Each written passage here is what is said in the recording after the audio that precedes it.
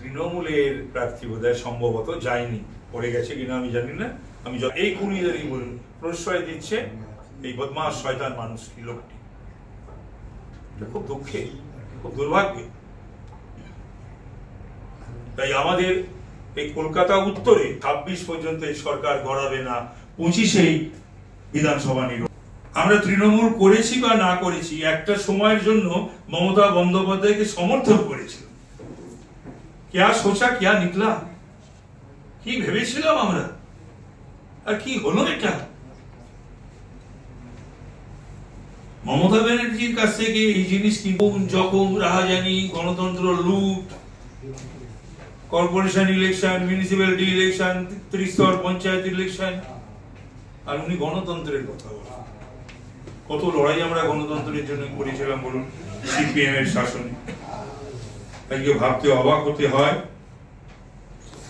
যে 56 জন 21-এর নির্বাচনের পর পোস্ট পোল ভায়োলেন্স, অর্থাৎ নির্বাচন পরবর্তী যে হাঙ্গামা, সন্ত্রাস, তাতে মারা গেছে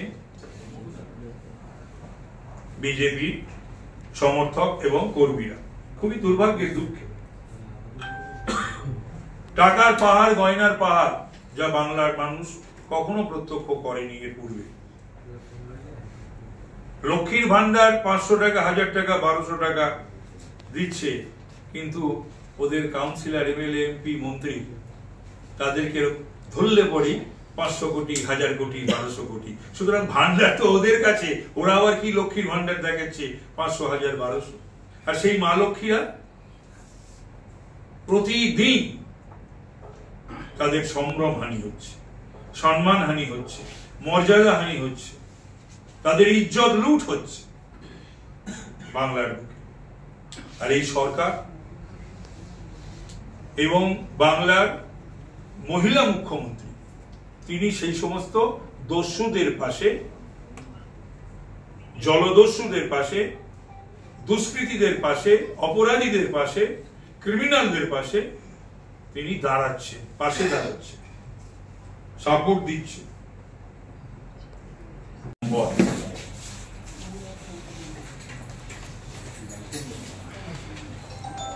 আপনারা জানেন প্রার্থীও ছিলেন, লুট করে, নানান কারচুপি করে কল্যাণকে হারানো হয়েছিল কল্যাণ চৌবে। আমাদের এই জেলার সভাপতিও ছিলেন। আমার আরেক ভাই শিবাজি, প্রাক্তন সভাপতি, পরিশ্রম করছে খুবই নির্বাচন। কনভেনার এসেছেন এইমাত্র ঈশান ধাওয়া, উপস্থিত আছে দিলীপ রাম, সুদীপ রাম সহ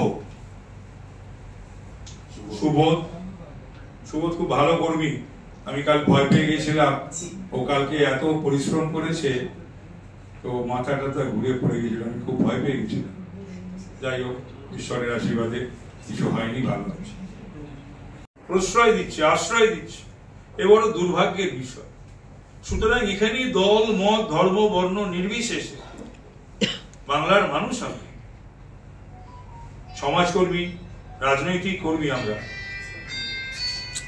আমাদের বিবেক ধ্বংসায়। সুতরাং এর প্রতিবাদ করতেই হবে, এর পরিবর্তন, তবদিল সারা উত্তর কলকাতা জুড়ে শুধু নয়, বাংলা জুড়ে যাকে বলে তবদিলি লাহার বইছে, বইছে কিনা, চলছে।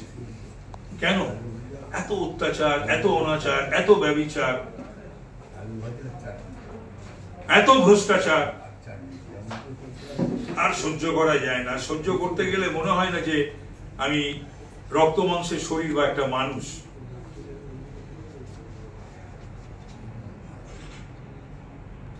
সেই পরিস্থিতির জন্যই আপনারা আবার মন তৈরি করে সব এই অসভ্য বর্বর সরকার বা দলের বিরুদ্ধে প্রতিবাদ করব।